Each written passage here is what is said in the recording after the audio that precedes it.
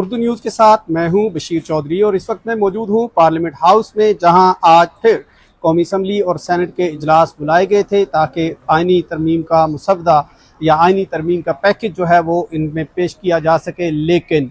फ़िलहाल ये मामला मुअख्खर हो चुका है। हम अपने नाज़रीन को ये खबर दे रहे हैं कि फ़िलहाल ये मामला मुअख्खर हो चुका है और हुकूमत की जानिब से सेनेट में पार्लिमानी लीडर इरफानुल हक सिद्दीकी ने इस बात की तस्दीक की है कि गुज़श्ता रात पार्लिमानी कमेटी का जो खुसूसी पार्लिमानी कमेटी है उसके इजलास में तमाम सियासी जमातों की जानिब से अपने अपने सवालात और तहफ़्फ़ुज़ात का इजहार किया गया था और हुकूमत की जानिब से डिप्टी प्राइम मिनिस्टर इसहाक़ डार,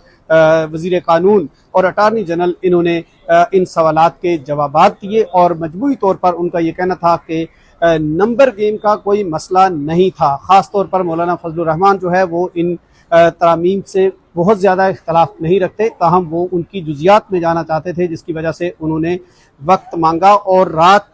जब 12:30 बजे ये इजलास ख़त्म हुआ तो उनके बकौल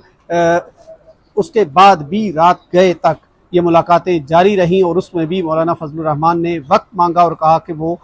इसमें वक्त चाहते हैं और अपनी जमात के साथ मज़ीद डिस्कशन करना चाहते हैं, जिसके बायस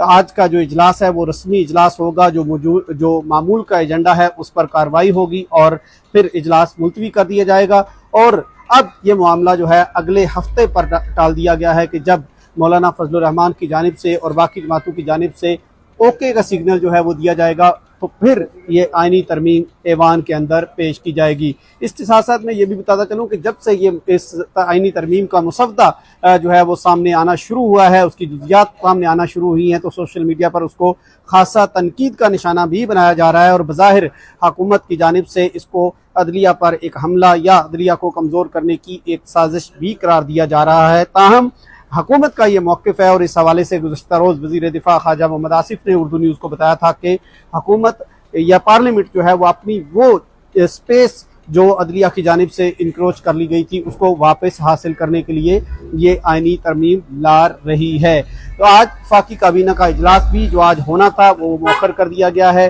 जो इजलास का एजेंडा है उसको मामूल के मुताबिक चलाया जाएगा और आइनी तरमीम का मामला भी अब मुअख्खर हो चुका है और अगले हफ्ते इस पर दोबारा से जो है वो कोशिश की जाएगी कि इसे ऐवान के अंदर पेश किया जाए। इस खबर और इससे जुड़ी दीगर खबरों और तफसीलात के लिए आप विजिट कर सकते हैं हमारी वेबसाइट urdunews.com।